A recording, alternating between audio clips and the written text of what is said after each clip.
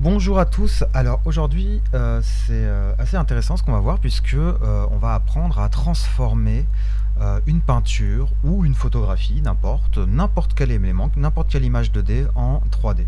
Donc pour ce faire, on va utiliser une technique qui s'appelle le camera mapping.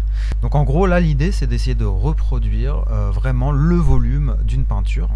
Donc comme vous pouvez voir ici, j'ai réalisé un petit travelling tout bête. Voilà.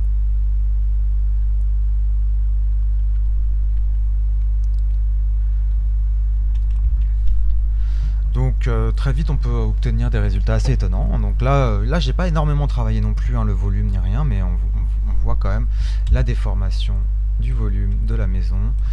Et surtout si je me mets avec la taille initiale de l'image, 3840, et que je sors de ma caméra, vous voyez si je sors de ma caméra ce que ça donne. Le résultat final est assez étrange. Puisque tout est projeté d'une caméra, forcément si on se met en vue de haut, on voit que tout se dirige vers un seul point, ce qui est le projecteur qu'on a utilisé. Donc le projecteur est là, et donc si je me mets dans une caméra comme ça par exemple, vous voyez qu'on peut aussi réaliser un travelling avant par exemple, on n'est pas obligé de réaliser. Là en l'occurrence pour cette image là, le travelling avant fonctionne un petit peu mieux. Alors nous allons justement travailler sur cette image, donc qui est une image peinte, qui est un décor d'un film des studios Ghibli.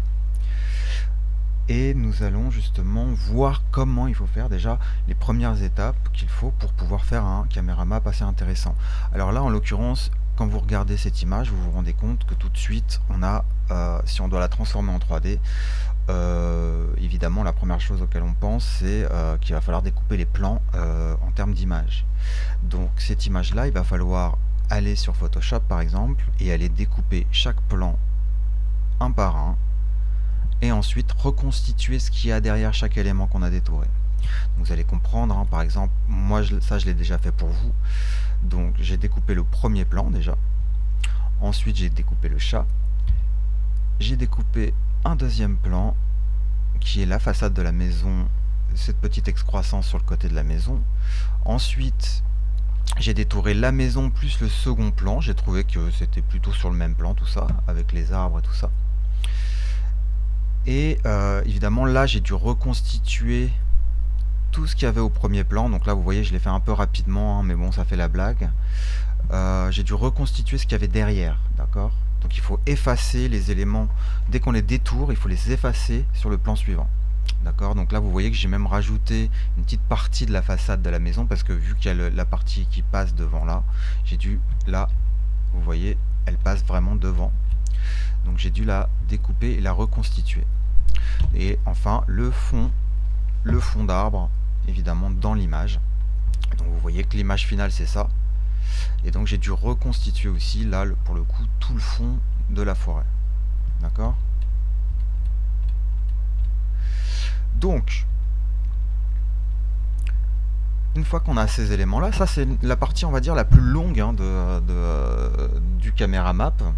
Donc normalement vous êtes censé connaître un peu Photoshop, donc j'imagine que vous savez détourer des éléments et tout ça. Donc mais en l'occurrence si vous peignez vos décors vous-même dans le but de faire un camera map, dites-vous que plutôt que de faire toute cette étape d'effaçage et de reconstitution du décor derrière, quand vous peignez, essayez de peindre par couche, c'est-à-dire faire vraiment un calque pour l'arbre du premier plan, les arbres du premier plan, les végétations du premier plan, un calque pour les parties du deuxième plan et un autre calque pour les parties de plan inférieur.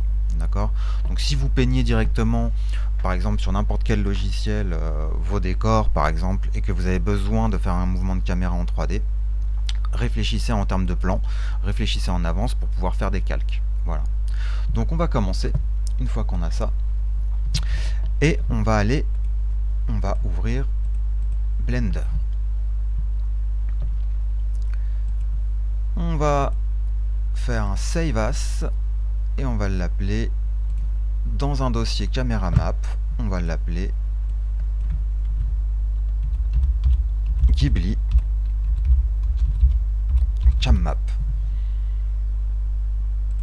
J'enregistre. Alors je supprime tout ce qu'il y a dans ma scène. Et la première chose que je vais faire, c'est que je vais faire un clic droit en bas là, sur la petite transition entre mes deux fenêtres.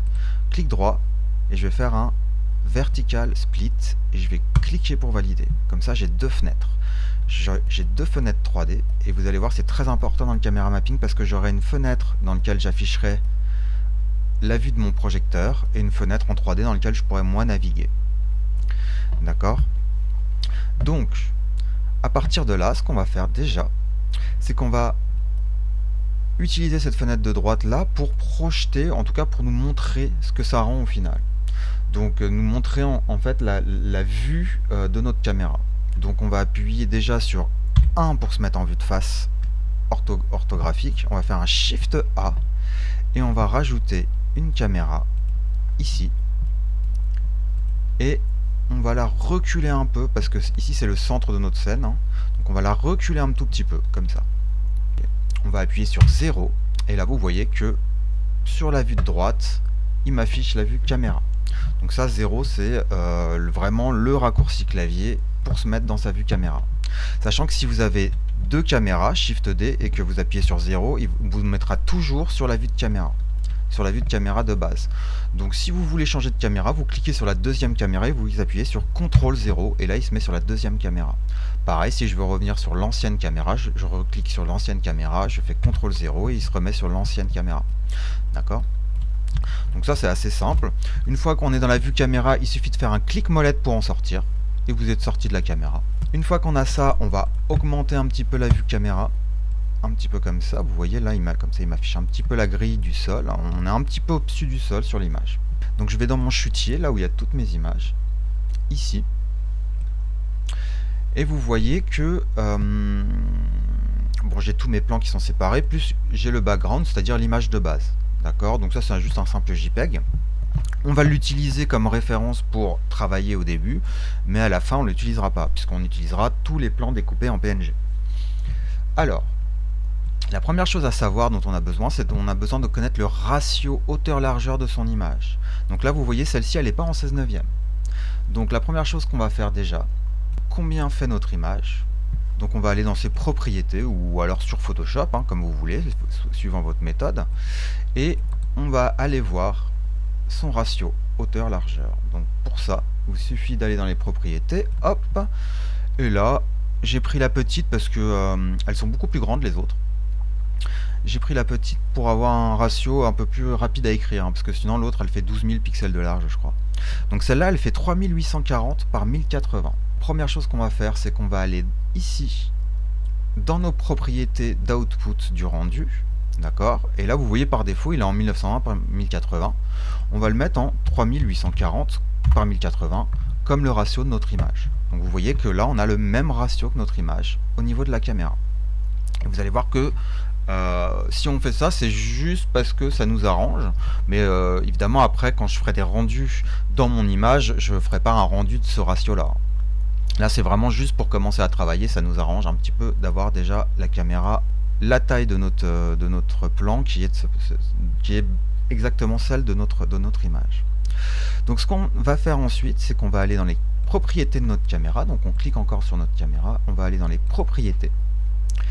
Et ici, on va aller cliquer sur Background Image. Et là, on va faire Add Image et Open. Donc là, on va aller dans notre chutier et on va prendre le Background Small. Okay. Et là, vous voyez qu'il m'a affiché mon image en arrière-plan. Donc quand je sors de la caméra, je n'ai plus l'image. Mais là, elle est affichée. Si je fais un Shift A et que je mets un cube, vous voyez que mon cube passe devant l'image parce que j'ai juste mis un background d'image. D'accord? Donc si je veux voir un peu mon cube en transparence avec l'image derrière, je fais juste Shift Z pour me mettre en mode wireframe et vous voyez, mon cube se met en wireframe transparent. Donc ça, c'est assez pratique. Et donc là, la première chose qu'on va devoir faire maintenant, c'est qu'on va devoir analyser notre image. Donc on va essayer, alors évidemment c'est pas toujours possible, hein, si vous avez une image de satellite où il y a des centaines de kilomètres de large, vous n'allez pas respecter l'échelle, vous allez essayer d'utiliser un dixième ou un centième ou un millième, un ratio comme ça. Mais nous, c'est quand même important en fait de cette étape-là. On va se décider l'angle de notre projecteur. Et ensuite, on va décider aussi où se trouvent les éléments par rapport à notre caméra. Donc vous voyez que les éléments ont une distance de la caméra. Donc plus j'avance et plus la perspective de notre objet est fuyante, et plus je me recule et moins elle le sera. Donc il va falloir que j'essaye de retrouver à peu près où est la caméra dans le dessin, comment est la perspective, est-ce que c'est une caméra plutôt grand angle ou pas grand angle, est-ce qu'on est plutôt en téléobjectif. Donc là en l'occurrence on est un petit peu en grand angle je pense, parce que déjà même si c'est le problème c'est que c'est un dessin, donc le mec il a fait un peu ce qui l'arrangeait, il n'a pas vraiment respecté disons la déformation optique qui existerait dans une vraie photo. Mais là en l'occurrence si on avait une photo comme ça, il y a de très grandes chances que ce soit une photo on va dire en grand angle. Même si là j'ai l'impression qu'il n'y a pas beaucoup de perspectives, on va quand même rester sur un truc un peu entre les deux. Mais vous allez voir, on n'est pas obligé de respecter à 100% les angles, voire il vaut mieux les respecter un petit peu, mais c'est pas très grave. On a quand même beaucoup de marge de manœuvre, on peut vraiment tricher avec le caméra mapping. Et donc il faut vraiment comprendre que ce qu'on va faire maintenant, c'est qu'on va projeter cette image-là sur un volume qui reproduit globalement, très simplement, qui reproduit très simplement les volumes de notre scène. Et ensuite on va créer une nouvelle caméra qui va venir se balader dans cette scène en 3D. Donc ce qui est très intéressant, c'est que tout de suite vous aurez un rendu extrêmement pertinent en 3D d'une image qui peut être n'importe quoi. Ça peut être une image aussi bien photoréaliste qu'un dessin, qu'une peinture. Donc vous pouvez vraiment utiliser un peu tout ce que vous voulez comme source. Donc là, moi, si j'analyse l'image maintenant, je considère que voilà, normalement, j'ai l'impression que là, c'est pas vraiment extrêmement du grand angle. Donc ma caméra, je vais la mettre à, je pense, à peu près 50 mm. Voilà, je pense que ça va être un bon mix. Alors même si on ne sait pas exactement, vu que c'est un dessin, on ne sait pas exactement, je pense que c'est le mieux. Je vais prendre ma caméra ici et je vais essayer déjà d'estimer la largeur un peu de cette scène. Donc si je prends ici cet horizon là qui arrive au niveau du pied de la maison ici, combien ça va me faire à peu près?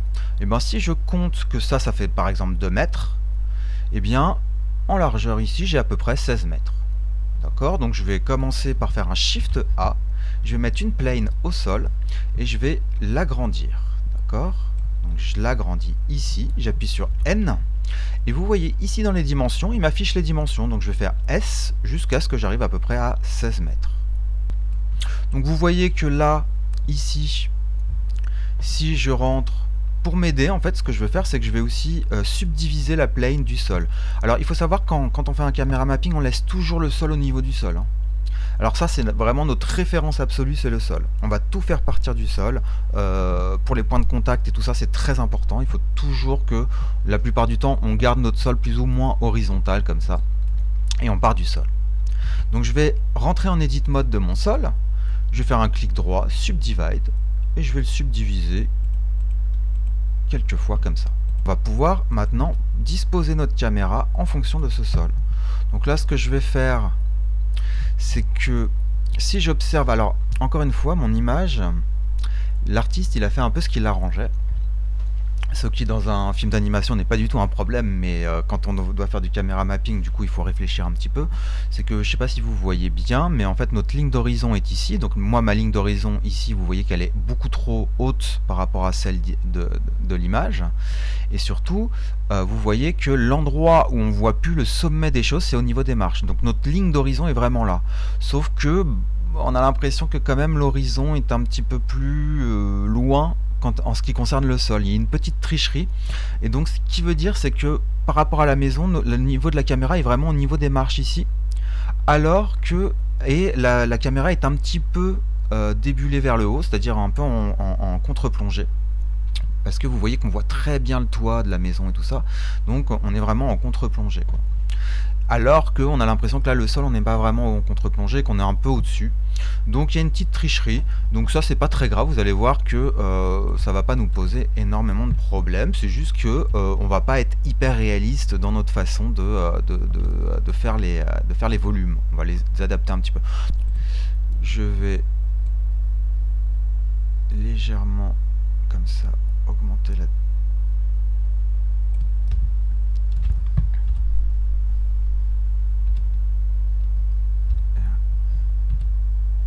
X.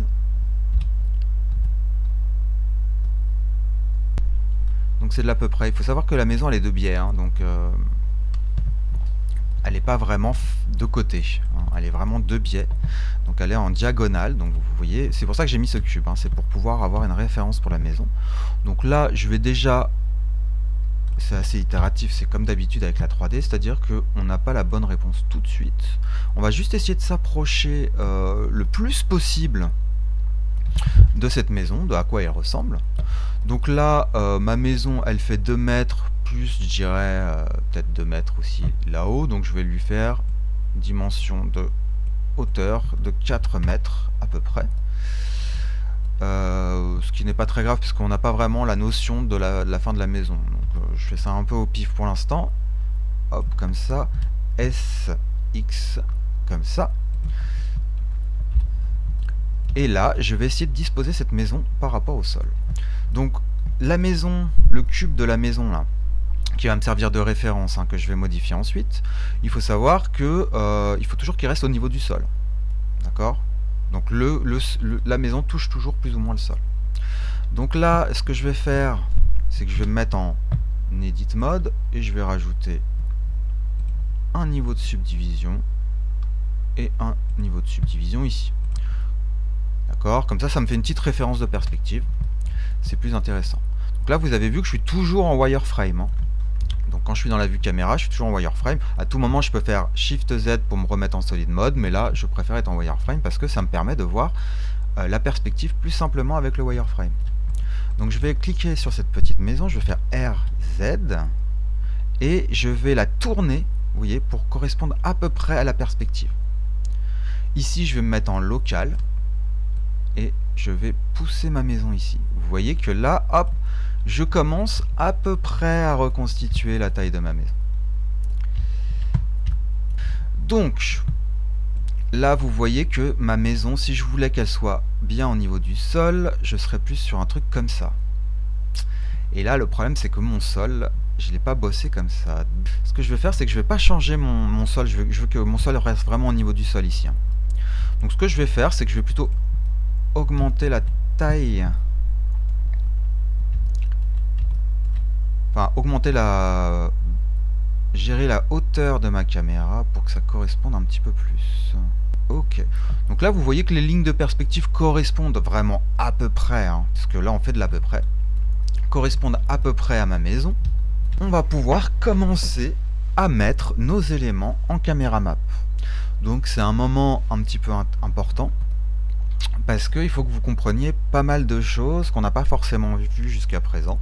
Parce qu'on va déjà on va créer des matières pour chacun des éléments, pour chaque plan on va créer une matière. Donc vous voyez que j'ai tout découpé en plans. Donc ce que nous allons faire, c'est que nous allons créer un volume. Donc un mesh, il y aura un mesh pour le premier plan, un mesh pour le chat.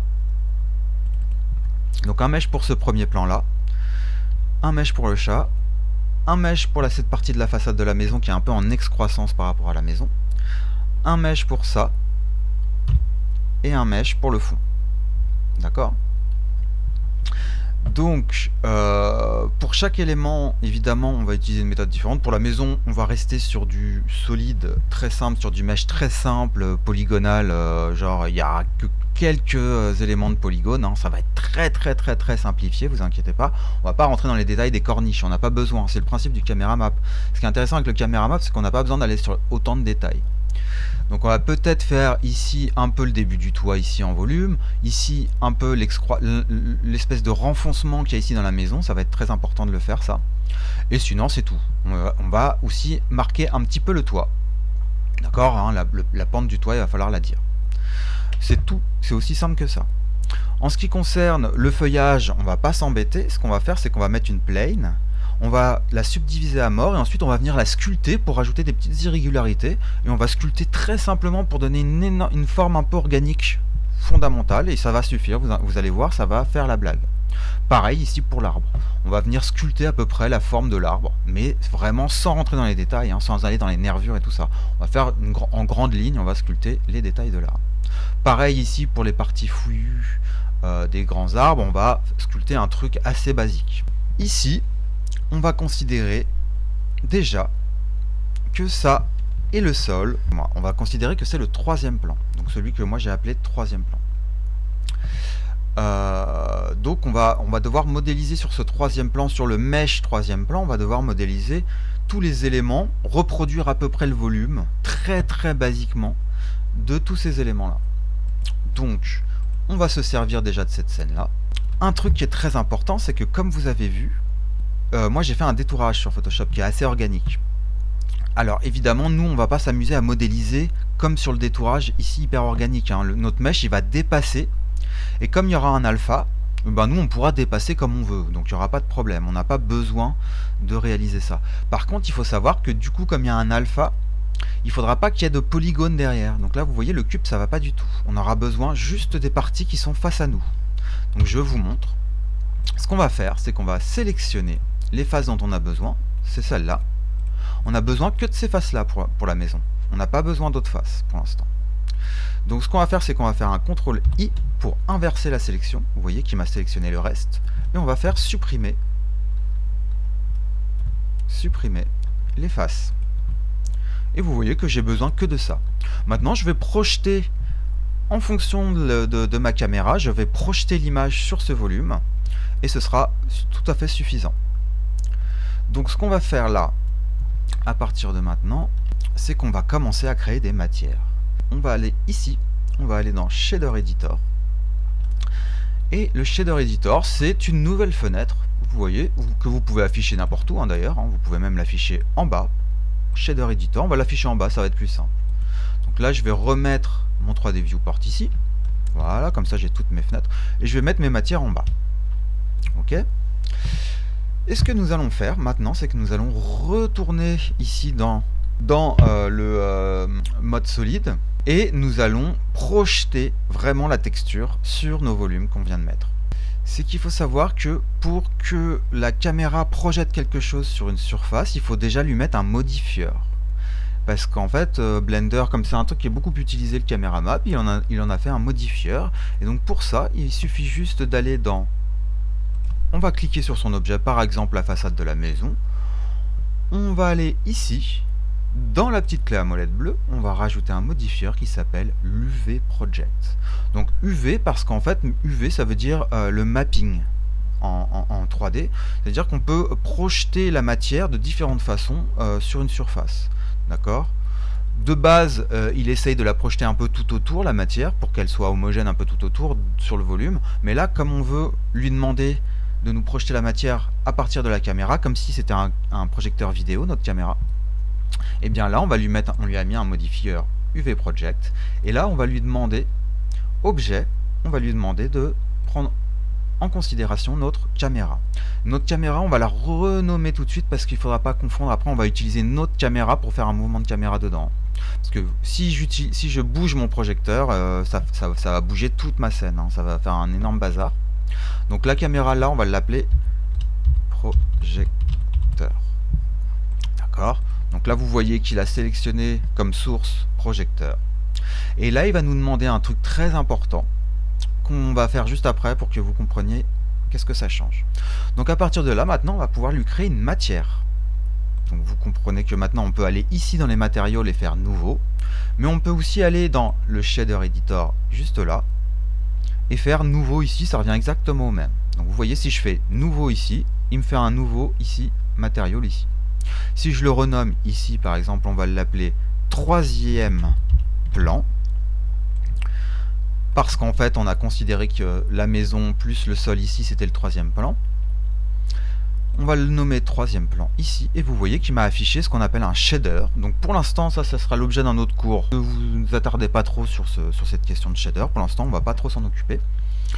Mais il faut savoir qu'il y a ce qu'on appelle ici la base color qui va être la couleur de base de notre objet.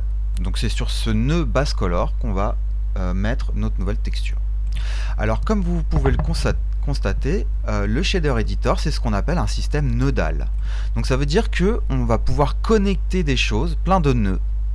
Donc plein d'images, par exemple, on peut ramener plein d'images et les connecter par exemple sur la façon dont l'objet réfléchit, la façon dont la couleur réagit, sur son alpha, sur un certain nombre de choses qu'on verra vraiment plus tard. Pour l'instant, il faut savoir que nous, on va juste se servir de base color. Donc c'est la couleur de base de notre objet. Puisque on ne va pas utiliser la lumière de la scène, mais qu'on va faire un rendu ce qu'on appelle en flat, vu qu'on va faire un rendu flat, vu qu'on utilise la lumière de la peinture, en fait on utilise la peinture, nous on a juste besoin de la perspective et de la déformation de la perspective pour le camera mapping. Donc on va juste utiliser la base color. Donc pour ce faire, je vais aller chercher mon dossier chutier ici, et je vais aller chercher ici, juste là, le troisième plan que je vais glisser tout simplement ici, et que je vais venir relier à base color. D'accord ? Vous voyez qu'il ne se passe rien ici parce que par défaut le solid mode il n'affiche pas l'image. Vous pouvez vous mettre en mode Eevee et vous voyez qu'il affiche l'image automatiquement en mode Eevee, mais nous on va rester en solid mode parce qu'on n'a pas besoin de tous les effets atmosphériques et tout ça qu'il y a dans Eevee. Pour l'instant on va rester comme ça. Ce qu'on va faire par contre, c'est qu'on va cliquer sur le petit onglet à côté des boules de rendu ici. On va se mettre en texture. Et vous voyez qu'il m'affiche automatiquement la texture. Et on va se mettre en flat. Comme ça, il ne m'affiche pas d'ombre. D'accord. À partir de là, bon, là, il est intelligent parce qu'il a vu qu'il y avait un alpha. Il me l'affiche, l'alpha. Hein. Vous voyez, il y a un alpha directement. Ce qui est très bien. Mais on va quand même, pour que vous le sachiez, il faut toujours quand même connecter le nœud alpha à alpha ici sur notre principal BSDF qui est notre shader. Donc vous voyez ici que j'ai mon image qui est connectée. Une autre façon de faire venir l'image, parce que là j'ai fait un glisser, mais vous pouvez aussi tout à fait faire un Shift A. Vous cherchez image, donc vous faites Shift A, vous cliquez sur Search par exemple, et vous faites image. Et là il va vous proposer image texture, vous cliquez sur image texture et vous faites Open, et vous allez chercher votre image. D'accord, c'est une autre méthode. C'est une autre méthode, mais le glisser, moi je trouve que c'est très rapide, donc j'utilise toujours le glisser. Donc là vous voyez qu'il m'a affiché mon image. C'est un petit peu bizarre. Je vais me mettre en vue de caméra. Mais je sais pas ce que vous en pensez, mais regardez. Normalement, en fait, on devrait, là je suis dans ma vue caméra, je lui ai demandé de me faire un UV map, donc un UV project en fonction de ma caméra. Donc normalement, en fait, il ne devrait pas y avoir de différence entre le fond et mon image au premier plan, puisque c'est ma caméra qui le projette. Et c'est précisément ce que j'allais vous expliquer tout à l'heure. Et bien c'est parce qu'en fait là vous voyez dans l'aspect, il a besoin de connaître le ratio hauteur-largeur de votre image de base pour pouvoir la projeter. Donc là il est en ratio 1:1, ça veut dire que pour lui le ratio est carré, donc nous ça ne nous arrange pas du tout. Si vous aviez une image de source, si votre image source était du 16/9, vous mettriez 16/9, ou alors vous pourriez aussi mettre 1920 par 1080, ça marche aussi très bien. Donc là nous notre image elle fait 3840 par 1080, tout simplement.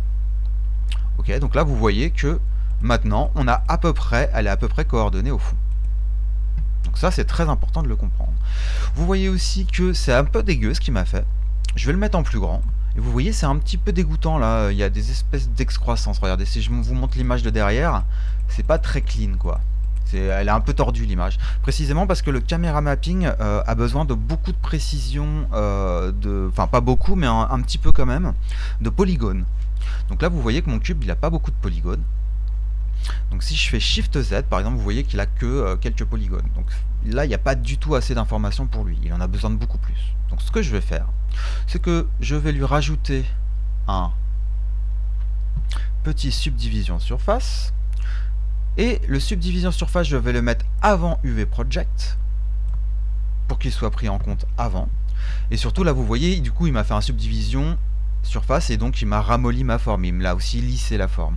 Mais donc c'est pour ça que je vais ici préciser en simple, ce qui veut dire que vous voyez si je retire Optimal Display, en fait il me rajoute des polygones mais il ne touche pas à ma forme. D'accord, donc on va faire ça, simple.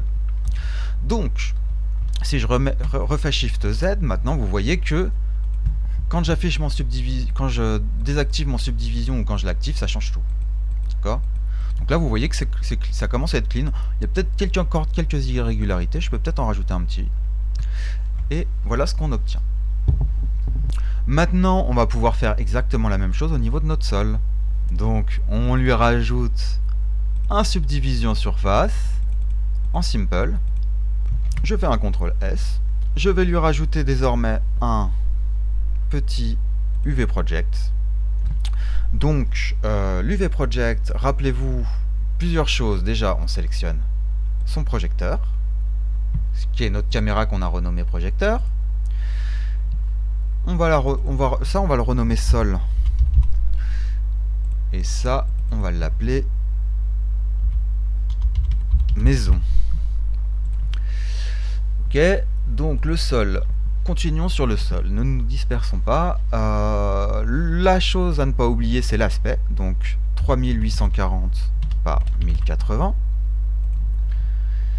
Et maintenant, notre sol, on va lui donner une matière. Donc pour ça, on va aller dans la petite boule ici. Et on l'a déjà fabriqué, la matière du deuxième plan. Donc on va aller la chercher. On clique sur la petite boule ici. Plutôt que de faire nouveau, on clique juste sur la petite boule. Et là, on va chercher le troisième plan. Vous voyez, il m'affiche l'image du sol. Donc, si je sors du sol, j'obtiens un truc un peu dans ce style-là. Alors vous inquiétez pas, c'est très déformé, mais c'est normal. D'ailleurs, avec le camera mapping, on peut faire des choses assez étonnantes. Maintenant, ce qu'on va faire, c'est qu'on va disposer les éléments un peu grossièrement pour l'instant, hein. On va pas trop se prendre la tête. Je vais déjà disposer le deuxième bâtiment. Vous savez, j'ai une petite excroissance normalement. Je vais me servir déjà de tout ce que j'ai fait, parce que là j'ai tous mes modifieurs qui sont déjà sur cet objet là. Donc ce que je vais faire, c'est qu'en objet mode, je vais faire un Shift D, comme ça. Et je vais un petit peu l'avancer comme ça, parce que l'excroissance est un petit peu avancée par rapport à nous. Et je vais aller ici, dans les matériaux, et plutôt que de créer une nouvelle matière et de m'embêter à créer une nouvelle matière, ce que je vais faire, c'est que je vais cliquer sur ce petit icône là qui veut dire dupliquer, et ça va me dupliquer ma matière. D'accord? Donc si je clique là-dessus, vous voyez, il m'a fait troisième plan .001. Il m'a fait une nouvelle matière. Donc là, ce plan là, on va l'appeler deuxième plan, très précisément parce que, rappelez-vous, dans notre chutier, le deuxième plan, c'est la façade, la petite excroissance de notre maison. Donc c'est pour ça qu'on va l'appeler deuxième plan. Donc là, je pourrais très bien venir et glisser dans deuxième plan ma façade, mais je peux aussi tout simplement aller ici, dans mon nœud, et aller chercher le deuxième plan, ici. Tout simplement. Donc vous voyez que maintenant, il m'a affiché ma façade juste là. Et vous voyez, il y a même de la géométrie en plus, hein, mais c'est pas du tout dérangeant. Puisque j'ai un alpha, ça me dérange pas du tout d'avoir de la géométrie en plus. Vous voyez? Donc déjà là, ça commence à être intéressant. Alors, ce que je vais faire maintenant, c'est que je vais ramener ma fenêtre parce que je l'ai bien poussée ici. Moi, ce qui me perturbe un petit peu, vous voyez, c'est que là, j'ai la forme de mon image, mais tout autour, en transparence, en grisé, j'ai encore le reste de l'image. Ça me perturbe un peu parce qu'il la répète en boucle, et ça m'empêche un peu de voir les éléments. Donc pour ça, c'est très simple, hein. Je peux très bien aller dans ma caméra, enfin dans mon projecteur, là, en l'occurrence, et aller lui chercher dans Viewport Display, passe-partout, le mettre à 1, comme ça, il m'affiche tout le reste en noir. Comme ça, je vois un peu plus ce que je fais. D'accord? Ça m'arrange. Alors, je vais prendre ici. Donc, vous voyez que si je bouge, vu qu'il me projette en fonction de ma caméra, je pourrais le mettre n'importe où. J'aurais toujours ici, dans la vue de caméra, j'aurais toujours la même perspective, hein. Mais par contre, quand je ferai mon autre mouvement de caméra avec un point de vue, vu que je vais faire un mouvement de caméra, ma deuxième caméra qui servira à faire mon animation, elle aura un point de vue un petit peu différent. Donc là, tout de suite, les grosses irrégularités vont se voir, hein. Donc, ce qu'il faut faire, c'est rester quand même assez cohérent. Donc moi, je pars du principe quand même que celui-là... Alors, je vais faire Shift Z pour voir un peu mieux ce que je fais. Je vais remettre l'Optimal Display. Et sur celui-là aussi. Donc, j'essaye de coordonner ici, je reste toujours au niveau du sol. Faites très attention à ce que le niveau du sol soit toujours le même. Il soit toujours collé. Pas qu'il déborde en dessous comme ça. Qu'on ait une référence de sol. Ça, c'est très important. Je vais coller ça. Je vais supprimer ces deux plans-là qui me servent à rien. Et je vais aller sélectionner celle-là. Et je vais les bouger comme ça. D'accord ? Je vais aller à peu près à la limite. Vous voyez ici, j'ai une petite limite de mon premier plan qui s'arrête ici. J'ai besoin que de ça, donc après je pourrais le laisser là si je veux, mais bon, ça c'est perturbant d'avoir de la géométrie qui n'a rien à faire là. Donc je vais faire ça, et je vais très légèrement essayer de faire matcher le coin de mon polygone avec le coin du dessin de l'image. D'accord ? Et pareil pour celui-là, normalement, je vais pouvoir reculer un chouille. Je vais le reculer en fonction, je considère, allez, qu'est-ce qu'on aurait là comme taille? On aurait peut-être 1,50 m. Je vais le reculer à peu près d'1,50 m. Donc vous voyez l'esprit, c'est vraiment, on fait ça vraiment de vue, on essaye d'imaginer la taille des choses, la cohérence des choses et tout ça, mais quand il s'agit d'un dessin, évidemment, les choses ne sont pas si cohérentes que ça. Donc on fait un peu avec ce qu'on a. Donc maintenant qu'on a fait cette petite excroissance là, on va pouvoir mettre Shift A, on va mettre une plane ici, et nous allons RX, comme ça il me la met à 90 degrés. Nous allons pouvoir mettre nos petits arbres de premier plan ici. D'accord ? Donc, ce qu'on peut tout à fait envisager, c'est que on triche aussi. On peut mettre ce plan-là un tout petit peu plus loin que celui-là, par exemple. Donc, on peut s'en faire deux. Vous voyez, je vous remets mon image. Vu qu'on a un alpha, entre les deux, je peux très bien faire une partie avec celle-là et une partie avec celle-là. D'accord ? Ça posera pas de problème. Donc, je vais faire ça. Je vais faire deux parties. Ça va m'arranger. Donc ce que je vais faire maintenant, c'est que vous voyez ce premier plan là. Là je l'ai vraiment mis aussi au niveau du sol. Pourquoi ? Parce que je ne sais pas si vous avez vu, mais mon premier plan, on ne voit pas le contact au sol. Donc le contact au sol est hors champ. Donc ça va me servir de référence ici. Donc si je fais Shift Z, je sais qu'il va falloir que j'avance ma plane relativement comme ça. Au moins comme ça. Pour que ce soit à peu près cohérent. D'accord ? J'ai ma plane. Je vais l'appeler arbre. Et je vais lui mettre un subdivision surface, on commence à avoir l'habitude. Je vais le subdiviser jusqu'à 6. Et je vais lui mettre un UV Project. Je sélectionne le projecteur, aspect 3840 par 1080. Matière, je vais venir chercher le deuxième plan. Je vais cliquer ici sur dupliquer nouveau matériau. Et je vais l'appeler premier plan. Ici, du coup, dans ma nouvelle texture premier plan, je vais aller chercher l'image premier plan. Ici, open. Et voilà, il m'affiche directement. Et vous voyez que c'est marrant parce que vous voyez si mon polygone n'est pas assez grand, ça ne montre pas l'image. Et là, ça fait apparaître l'image si on le bouge comme ça, de gauche à droite. Donc là, j'ai besoin juste de cette partie-là. Donc vous voyez, je vais déjà faire cette partie-là du premier plan. Je vais ensuite faire un Shift D de mon arbre et je vais la mettre à côté. Et vous voyez, comme ça, je peux faire ce plan-là séparément. Et je vais l'appeler buisson. D'accord ? Il a besoin d'exactement la même matière que le premier plan, donc ça, je ne change pas. Ce que je vais faire en revanche, c'est que lui, du coup, je vais le mettre un peu plus au premier plan comme ça. Vous allez voir que si je sors de ma caméra, vous voyez, ils ne seront pas tout à fait sur le même plan. On va s'occuper du fond, ici avec les arbres. Donc là, vous voyez, c'est une grande surface. Alors, le quatrième plan, vous voyez, c'est une grande surface touffuse d'arbres. On va faire simple, on va faire juste une image de fond. On va faire juste une plane de fond pour l'instant. Je vais prendre le sol, je vais faire un Shift D sur l'axe des Y pour l'emmener sur le fond comme ça. D'accord. Je vais faire une rotation sur l'axe des X à 90 degrés, comme ça. Et je vais faire SX pour qu'il fasse à peu près la taille de mon image. D'accord. Donc celui-là, je vais l'appeler fond. Et je vais faire comme pour les autres. Je vais pas m'embêter à remettre, vu que j'ai tout dupliqué, je vais pouvoir maintenant aussi dupliquer le matériau. Donc je vais faire ici, cliquer sur dupliquer nouveau matériau et je vais l'appeler, vous avez compris le concept, 4e plan. Et là, je vais aller chercher le 4e plan. Là, on commence à avoir une image qui commence à être intéressante. Vous voyez qu'il y a une énorme déformation de perspective, mais ça, vous inquiétez pas, on va arranger ça avec notre caméra ensuite. Je vais travailler un peu mon 2e plan. Vous voyez ici, j'ai un petit côté touffu là, je vais le faire très rapidement.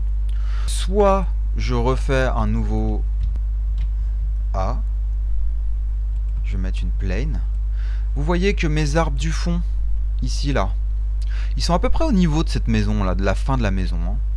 On est pas tout à fait, mais on est à peu près. On va le mettre à peu près à ce niveau là. Non, vous voyez d'ailleurs ça correspond. Je vais l'avancer peut-être un chouïa, parce qu'on va, vous allez voir que très vite on va un petit peu tricher. R Y, non, RX, pardon. On va faire un RX. On va faire en sorte que ça recouvre tout. D'accord, on garde le niveau du sol, hein. Rappelez-vous, très important, on garde le niveau du sol. Donc là, si je retire mon arbre, je vais mieux voir. Donc vous voyez, c'est ça qui est intéressant hein, quand on a tout découpé. Ensuite, donc là, je vais aller jusque là, à peu près. Donc, je vais refaire un SX. Comme ça. Et comme je vais sculpter cette forme, je vais la mettre un petit peu de biais comme ça d'ailleurs. Comme je vais sculpter cette forme, je vais lui rajouter des niveaux de subdivision. Donc je vais rentrer en Edit Mode, je vais sélectionner sur A, clic droit, et je vais le subdiviser en 10 parties égales pour l'instant. Ok. Et on va utiliser le modifieur que vous connaissez, parce qu'on a fait un cours sur la sculpture, et on va sculpter tout ça. D'accord. Donc, on va aller comme ça. Et on va aller dans les modifieurs. On va rajouter, non pas un subdivision surface, puisqu'on va le sculpter, on va rajouter un multirez. D'ailleurs, j'aurais dû rajouter plutôt un multirez au plan arbre et arbuste, parce qu'on va les sculpter aussi. Donc, on va rajouter un multirez. Et à partir de là, on va le faire aussi sur les autres. Donc là, je lui ai rajouté son multirez. Il lui faut, je vais lui rajouter des niveaux de subdivision. Je vais lui en rajouter 4. Ensuite, je vais aller sur mon arbre et je vais faire la même chose. Hein. Je vais supprimer le subdivision et je vais rajouter un multirésolution. Je fais gaffe qu'il soit bien avant mon UV Project. Je fais subdivision jusqu'à CTRL Z, CTRL Z, CTRL Z. Je vais le faire en linéaire. Tac, tac, tac, tac. Donc vous voyez, en linéaire, il me fait, au lieu de me subdiviser, de me lisser, il me subdivise uniquement. D'accord, donc je vais faire pareil pour mon arbre, pour mon arbuste. Juste là, je supprime les subdivisions. J'aurais dû faire ça dès le départ. Je mets un multi-résolution parce que j'ai envie de le sculpter. Donc, et en linéaire, je clique plusieurs fois sur linéaire jusqu'à 4. Comme ça, j'ai 4 niveaux de subdivision. D'accord, je fais un CTRL S. Et donc là, maintenant, je vais pouvoir sculpter toutes mes formes. D'accord. Donc, alors, évidemment, lui, je lui ai pas mis de matière encore. Et lui, ça va être le 3e plan qu'on va lui mettre. D'accord. Donc, je lui mets le 3e plan en matière. Là, il m'affiche n'importe quoi. Il m'affiche full frame. Vous voyez, il m'affiche toute l'image d'un coup sur la plane parce qu'il n'a pas compris ce que je lui demandais. Donc, c'est normal parce que je lui ai toujours pas dit, je lui ai toujours pas mis de UV Project. Je lui mets un UV Project. Ça aurait été plus simple hein, de dupliquer ça pour avoir déjà tous les éléments. Mais bon, j'aime bien que vous répétiez plusieurs fois la même chose puisque ça vous permet de vous en souvenir. Hein, parce que si vous le faites qu'une seule fois, après vous vous en souviendrez jamais. Donc là, je lui mets un UV Project à ma plane que je vais appeler arbre 3e plan. Je vais lui sélectionner le projecteur. Je vais lui mettre l'aspect ratio 3840 par 1080. Et donc là, normalement, on est bon. Vous voyez. Un truc qui est très intéressant aussi, normalement... Alors, vous voyez que là, dans mes matières, il aurait fallu que je le fasse dès le début. Mais dans mes matières, là, il y a repeat. Vous voyez, ça me le répète à l'infini. Ça peut peut-être être un peu plus intéressant pour vous y retrouver un peu plus, pour mieux comprendre votre image, de mettre seulement, au lieu de repeat, de mettre en clip.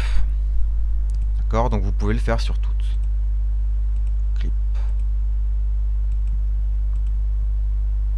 Repeat, clip. Donc vous voyez comme ça, il n'affiche que ce dont on a besoin. Ça, c'est intéressant. Donc là, vous voyez que par exemple, mon image du fond, là, elle est beaucoup trop grande par rapport à ce dont on a besoin. Je pourrais très bien la rétrécir, que ça changerait pas grand chose. Je peux la rétrécir à peu près jusque là. Ça change pas grand chose. Ok. Donc là, je me remets en 0.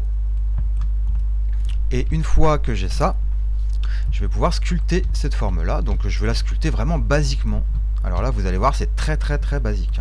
Donc je fais CTRL tabulation et je vais chercher Sculpt Mode. Ah oui, un truc que j'avais complètement oublié, c'est un bug de Blender. Donc en fait, on n'aurait pas dû utiliser le multirez.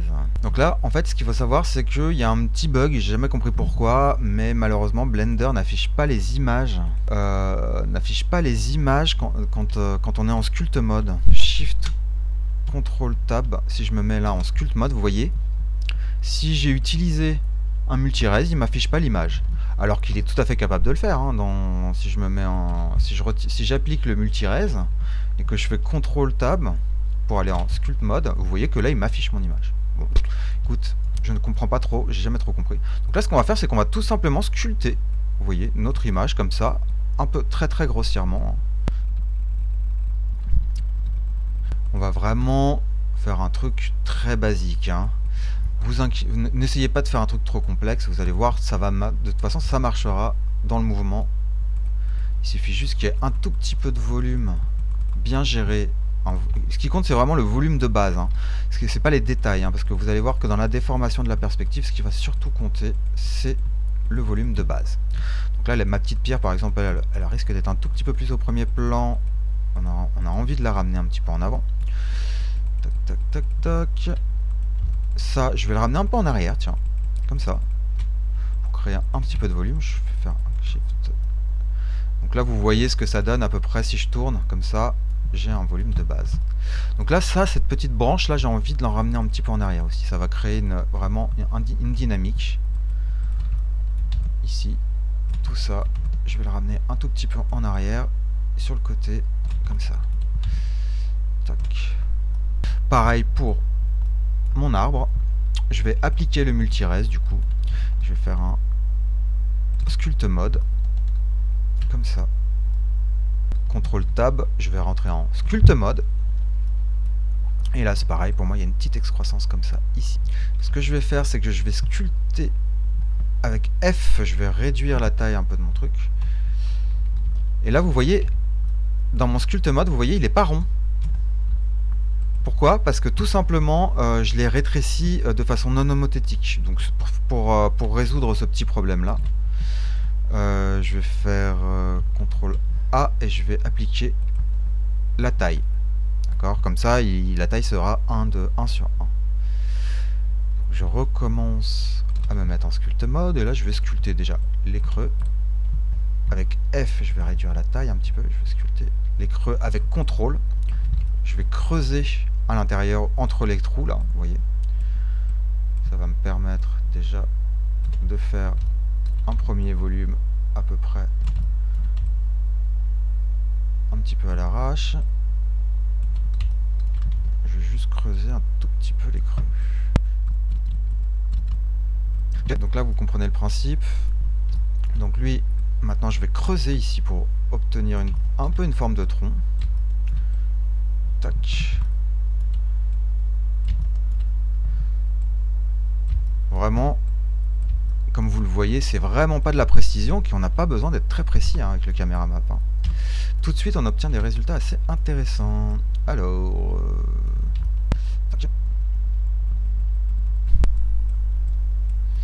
Moi j'aime bien le fait qu'il soit penché là. J'ai pas fait exprès mais ça me plaît bien.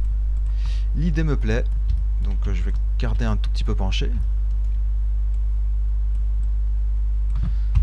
Donc là, vous voyez que tout de suite j'obtiens une perspective. J'aurais très bien pu quand même, je pense que ça aurait été plus intéressant si j'avais rajouté encore un niveau de feuilles ici avant, parce que là du coup les feuilles elles sont aplaties sur l'arbre, donc ça c'est une erreur de ma part. J'aurais peut-être dû rajouter encore un niveau. Ce que je peux faire en revanche, c'est gruger avec cette deuxième partie là et puis la rajouter encore un peu devant pour qu'on voit pas trop la blague. Donc je peux faire un truc dans le style, ouais. Tac.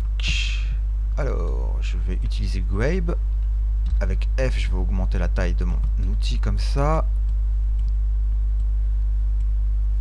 Je vais faire un truc un peu plus dans le style, quoi. Hop, un peu moins penché mon arbre. Et là, je peux même modifier un peu vraiment la taille de mon arbre. Comme ça. Vous voyez, ça va rajouter vraiment beaucoup plus de profondeur. Ça va être beaucoup plus intéressant.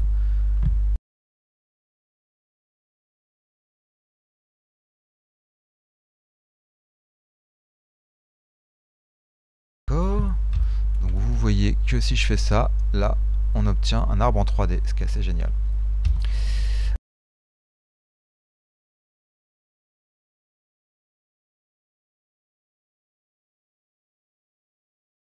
On peut aussi tout à fait faire la même chose pour celle-là. Donc celle-là, vous voyez encore une fois, SG, on n'a pas besoin d'autant de taille. SX. Vous voyez que là j'ai ce niveau de subdivision là qui est suffisant, je pense, pour sculpter. Donc, je vais rentrer en sculpt mode. Et pareil, hein, je vais venir.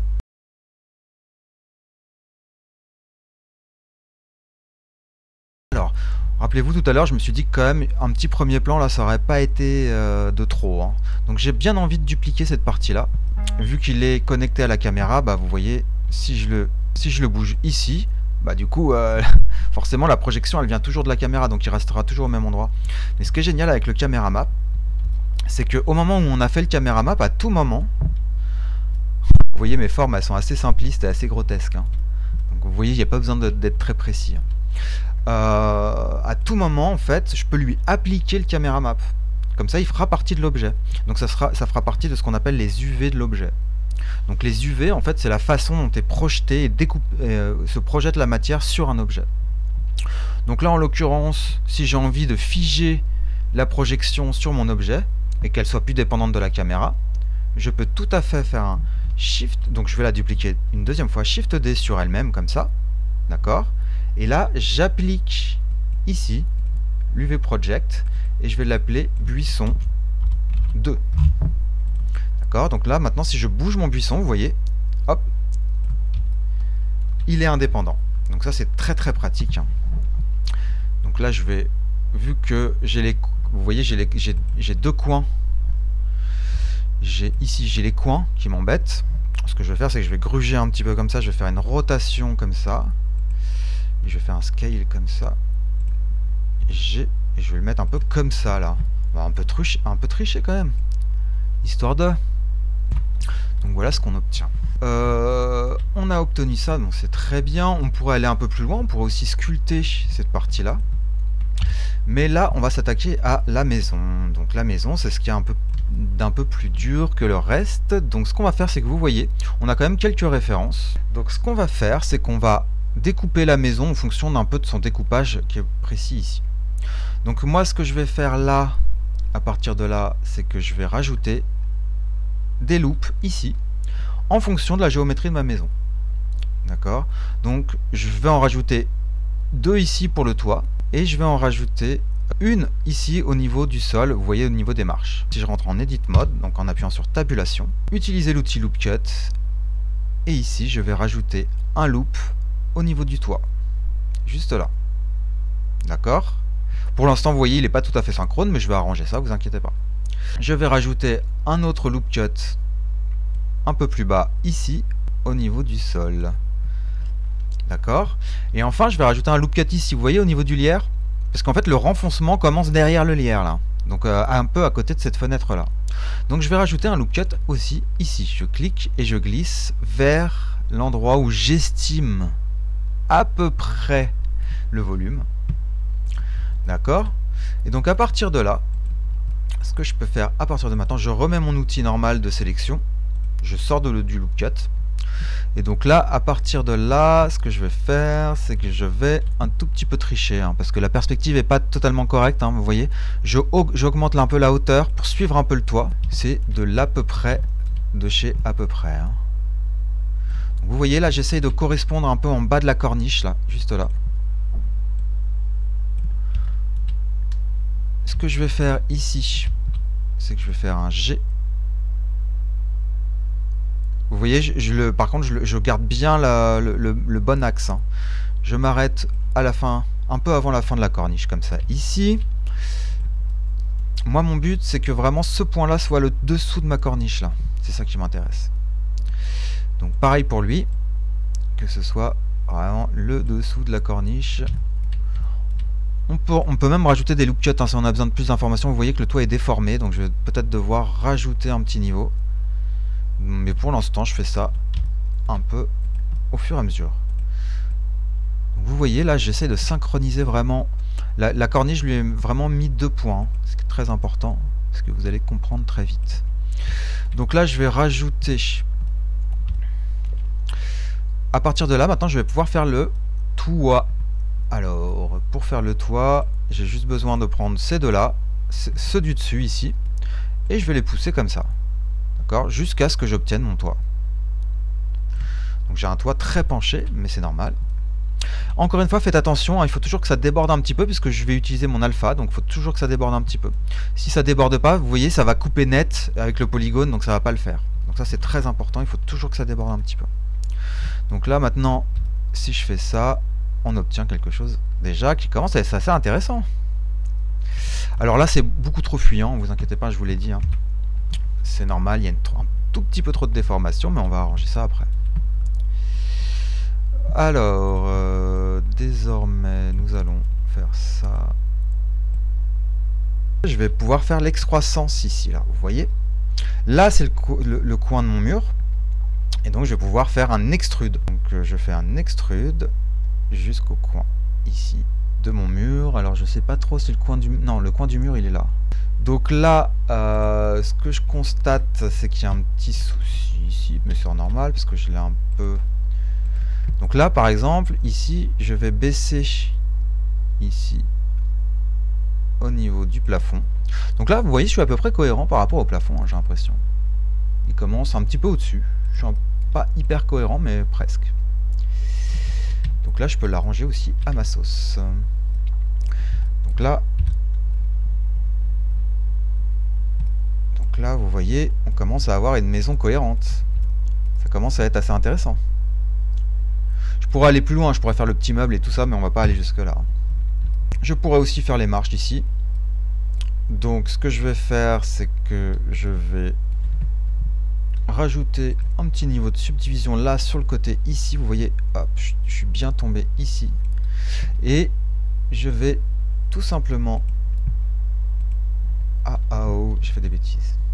Je reprends mon outil de sélection, je me mets en mode face et je vais venir sélectionner les faces que je veux extruder. En fait, j'ai fait une bêtise, j'ai retiré mon... Voilà, je vais remettre mon loop cut parce que je l'ai...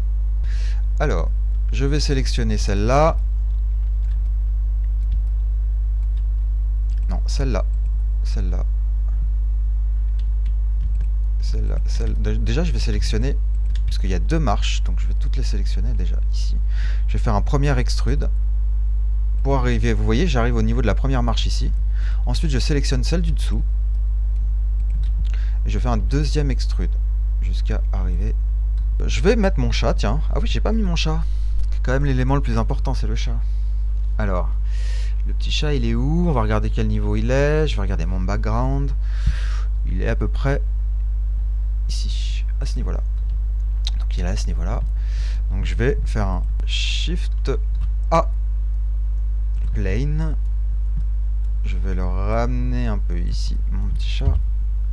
Et je vais faire un RX90. Ma pile de modifieurs, donc je vais aller dans subdivision surface en simple, je vais lui en mettre 6.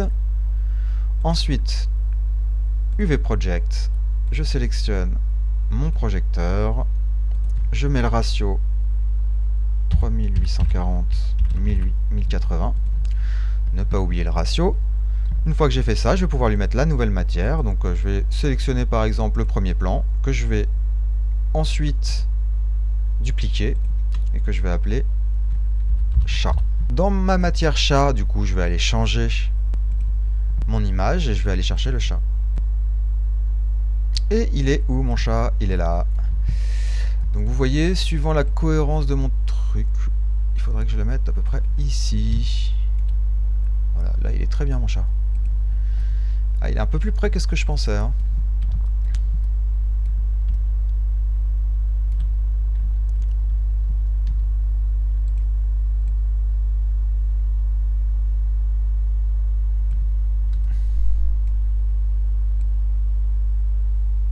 Donc là on commence, on a tous les éléments là déjà. Donc là on pourrait déjà s'amuser. Alors j'ai pas fait vraiment cette maison là. Est-ce que je la fais? Oui, je vais la faire. Donc ce qu'on va faire avec cette petite maison là, c'est qu'on va prendre cette partie là et on va tricher à mort parce que sinon ça nous pose des problèmes. Parce que vous voyez que le toit là repasse par derrière elle-même. Donc en fait il aurait fallu encore que je fasse, normalement il aurait fallu que je découpe ma maison ici là au niveau de la corniche et que je fasse encore un autre fichier pour cette partie de derrière. Mais on va pas s'embêter à ce point là quand même. L'idée du caméra mapping c'est quand même de faire des trucs assez simples parce que sinon ça n'a pas vraiment d'intérêt si on rentre trop dans la complexité. Vous voyez là j'essaye juste de synchroniser mes éléments pour pouvoir... Vous voyez, je mets à chaque fois au même endroit que la maison, je mets des trucs, de l'information, parce que ça va me permettre... Je vais rajouter encore un petit niveau ici, au niveau de ma petite corniche. Hop, et ici, par exemple.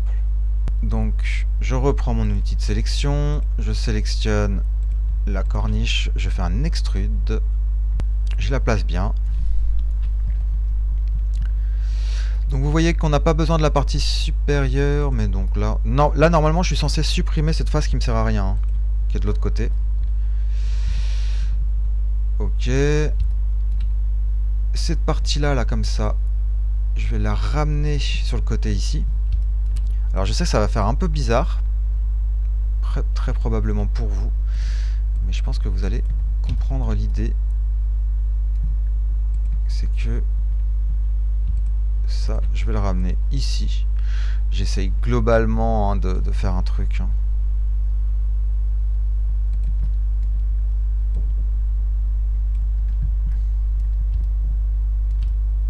Voilà, j'ai fait globalement sa forme. Je me suis pas embêté. C'est vraiment de l'à peu près. Alors, ce qui va vous intéresser à vous, c'est de précisément de faire un mouvement de caméra. Donc là, on a mis les choses en place à peu près. J'aurais très bien pu mon sol le sculpter aussi, lui faire un petit peu qui soit un peu moins régulier par exemple, mais et sculpter la partie du fond aussi, d'accord. Mais pour l'instant, on va dire que c'est bon. Ok, donc là j'ai modélisé un certain nombre de choses. Alors je vais ranger un peu tout ça, donc je vais me créer une collection que je vais appeler Studio, dans lesquelles je vais mettre tout ce qui est lié aux caméras et aux projecteurs. Hop. Donc on va garder que le projecteur pour l'instant parce que je me suis créé hop là des autres caméras entre temps, et je vais vous expliquer un peu comment, qu'est-ce que j'ai fait un peu en plus, puisque là j'ai fait une petite coupure histoire de pas montrer toutes les étapes non plus. Globalement vous avez un peu le gros du travail et vous savez à peu près comment faire pour chaque élément. Donc après c'est du peaufinage, donc c'était un peu long, donc j'ai un peu coupé. Je vous montre juste très rapidement quand on est en dehors de la scène, regardez ce que ça donne. Donc vous avez vu qu'ici je me suis permis, pour créer un peu plus de profondeur lors de mon mouvement de caméra, je me suis permis de multiplier les arbres là, donc j'ai dupliqué cet arbre là. Donc pour ce faire, évidemment, j'ai pas juste dupliqué l'arbre en lui-même, parce que vous voyez comme il a un caméra mapping, l'image suit la reste en fonction de la caméra, donc forcément ça sert à rien. Mais par contre c'est vrai que si je le duplique sur lui-même et qu'ensuite je viens ici appliquer le caméra mapping, donc l'UV map, vous voyez que là je peux le déplacer. D'accord, ça devient un objet à part entière qui est indépendant. Ok, donc ça me permet de le dupliquer, de le mettre un peu partout en ce qui m'arrange. Je peux par exemple faire une symétrie inversée.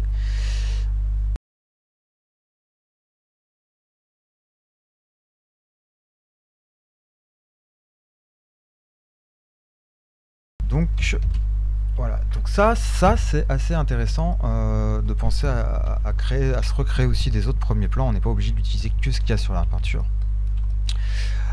Une autre chose qui est donc intéressante par rapport à ça, donc ça va être par exemple de réaliser, vous voyez ici j'ai mon projecteur, donc je peux pas l'utiliser comme caméra. Si j'avance mon projecteur, vous voyez ça me décale toutes mes images sur mes projections, donc c'est juste pas possible. Il faut vraiment éviter. Si je fais ça, vous voyez, ça me décale un peu tout. On va prendre notre projecteur ici, on va faire un Shift D, clac, et on va faire un clic droit pour qu'il se snap au même endroit que le projecteur qu'il était à la base. Donc vous voyez ici, j'ai projecteur et projecteur 1 parce qu'il me l'a dupliqué. Projecteur 1, on va l'appeler caméra 3840. Ok. Pourquoi 3840? Parce que pour l'instant, je vais vous montrer comment on fait un travelling avant ou avec la même caméra. Donc on garde ces proportions là, hein, mais il y a très peu de chances que là en l'occurrence c'est quand même plutôt un format qui a été pensé pour faire un travelling latéral, mais on va pouvoir aussi faire un travelling avant. Donc je vais vous montrer les deux, je vais vous montrer comment on fait un travelling avant, tranquille. Donc là vous voyez que j'ai créé ma nouvelle caméra. Donc je vais mettre une timeline. Donc je l'ai appelé 3048 parce qu'on garde pour l'instant la proportion. Ok, donc là je me mets sur ma timeline à 1, j'appuie sur I, location, et à 150, je l'avance. Comme ça par exemple. Alors là on est en vue, on est dans la vue du projecteur, donc pour passer de la vue d'une caméra à une autre, il suffit de sélectionner l'autre caméra et d'appuyer sur CTRL 0. Donc là vous voyez qu'il s'est mis dans l'autre vue de caméra. Et donc une fois que j'ai un peu avancé ma caméra à l'image 150, je vais appuyer sur I pour recréer une clé de location, donc pour faire en sorte qu'elle se déplace. Et donc vous voyez maintenant elle se déplace. Pour ce faire, le mieux c'est quand même de se mettre en auto-key, hein. Maintenant que j'ai mis une clé, je vais pouvoir me mettre en auto-key. Et donc je vais même pouvoir encore un peu avancer, hein, pourquoi pas. Allons-y gaiement. Donc là je vais voir ce que ça donne. Donc voilà, c'est plutôt pas mal, le rendu est plutôt intéressant. Donc vous voyez que très vite on peut obtenir un rendu assez cool avec juste une image peinte. Et encore une fois, là le plus gros du boulot vraiment sur cette image, ça a été de découper tous les éléments et de reconstituer les choses derrière les éléments découpés. Donc ça c'était vraiment le truc le plus long. Et en l'occurrence en plus je me suis pas facilité la vie parce que j'ai pris une image de végétation. Donc ça m'a pris quand même pas mal de temps. J'ai pris une bonne heure quand même juste pour découper toutes ces images et reconstituer la photographie derrière. Donc ça, vous voyez que très vite ça peut être assez intéressant et on peut même aller encore un peu plus loin. Alors une chose à savoir, c'est que le caméra map, on va jamais vraiment fondamentalement changer le point de vue de l'image, hein. Donc on va toujours rester plus ou moins dans un rapport qui est le rapport de base de l'image, hein. On va rarement passer d'une plongée à une contre-plongée. On va pas pouvoir tourner autour des objets non plus parce que vous voyez il y a quand même des limites. Il y a quand même des limites à un moment donné quand je suis comme ça par exemple. Ça peut être très intéressant pour faire un comment ça s'appelle, quelque chose d'assez expérimental d'ailleurs, hein. Il y a beaucoup de réalisateurs qui l'ont utilisé qui ont utilisé cette méthode là pour faire un truc assez surréaliste. Mais en l'occurrence là vous avez compris que si on voulait garder la cohérence un peu de l'espace, il fallait pas non plus trop changer le mouvement de caméra. Mais vous voyez que tout de suite ça donne de la vie. Et ça donne vraiment un mouvement assez crédible. On a vraiment le bâtiment qui se déforme en fonction du mouvement de caméra. Donc ça c'est très intéressant. Vous voyez les éléments qui se révèlent derrière l'excroissance de la maison, juste là. Donc voilà, là ça c'est vraiment assez cool.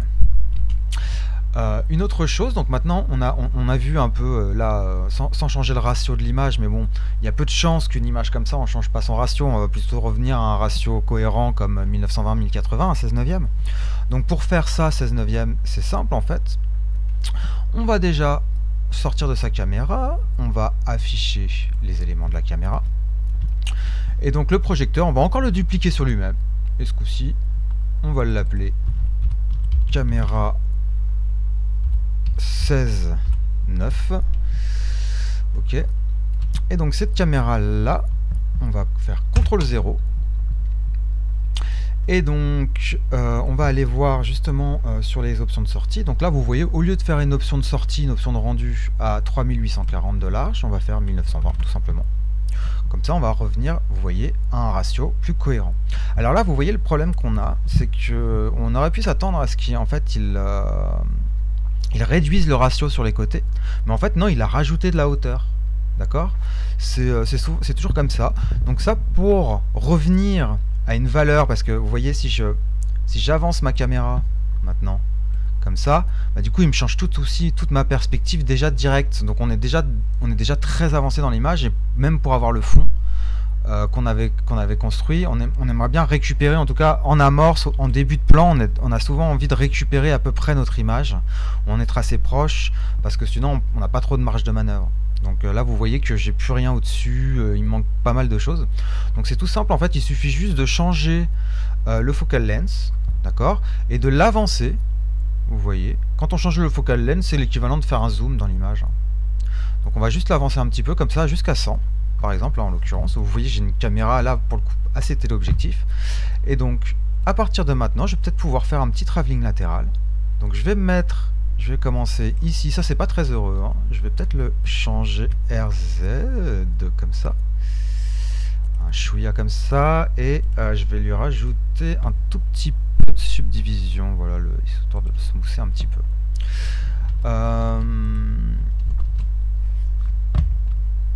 On va donc mettre une première image ici, et à 250, on va aller sur le côté gauche, et on va se ramener jusque là, jusqu'à la limite de notre image à gauche. Voilà.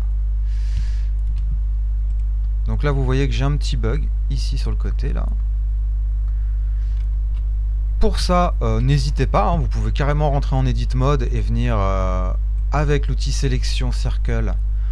Je vais venir sélectionner des parties qui m'intéressent pas, comme ça, et je vais carrément supprimer les faces. Je vais pas m'embêter. Supr les faces. Supr. Hop. Donc là, vous voyez, c'est pas très beau. C'est un peu dégoûtant ce que j'ai fait, mais ça marche. Donc là, vous voyez, maintenant, j'ai mon petit travelling latéral avec mon petit chat au milieu qui dort.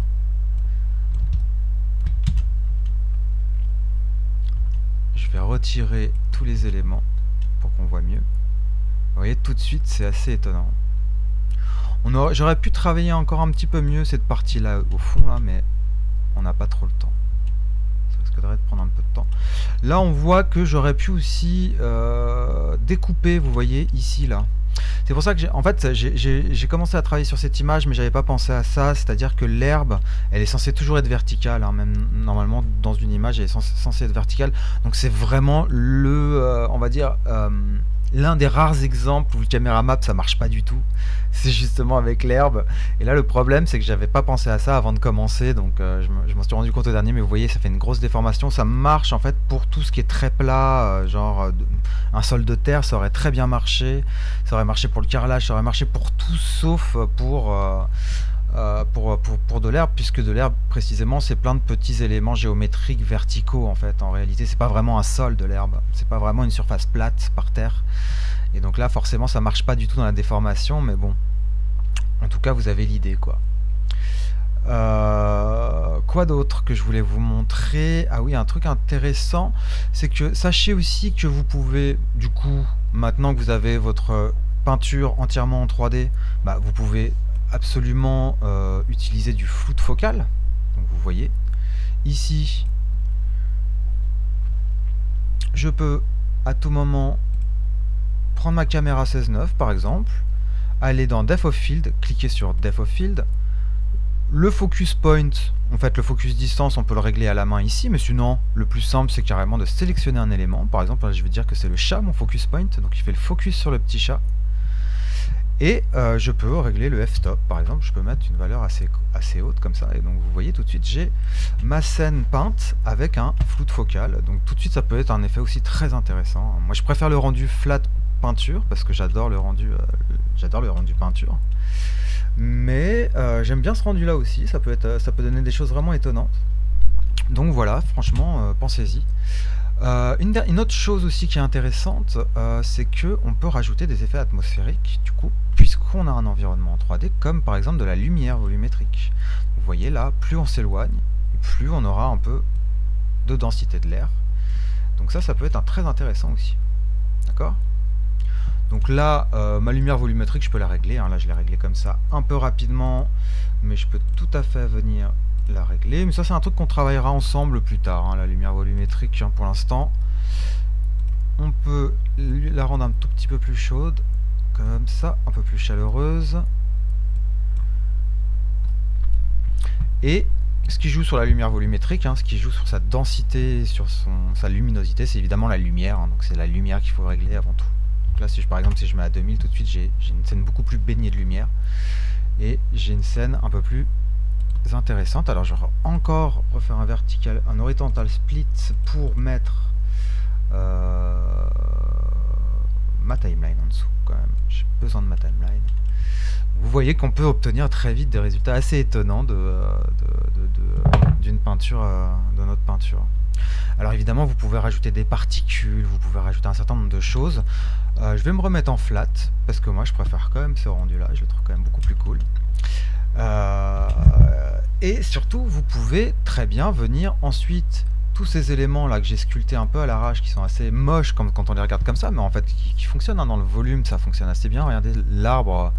On peut tout de suite obtenir un truc assez intéressant. Alors évidemment pas au niveau du sol, hein, parce que ça il est coupé, mais vous voyez on peut avoir tout de suite des volumes très intéressants, alors que ce truc là je l'ai à peine travaillé, hein, je l'ai à peine sculpté, hein, j'ai pas beaucoup travaillé. On peut aussi l'imaginer qu'on vienne l'animer, par exemple avec des systèmes de bones et tout ça. Donc ça c'est quelque chose qu'on va apprendre ensemble à riguer des éléments pour les animer.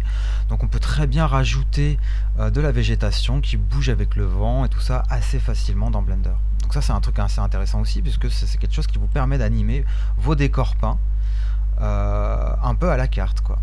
Et donc là vous pouvez très bien imaginer par exemple un personnage même en 2D sur une plane ici qui s'intègre parfaitement dans votre décor.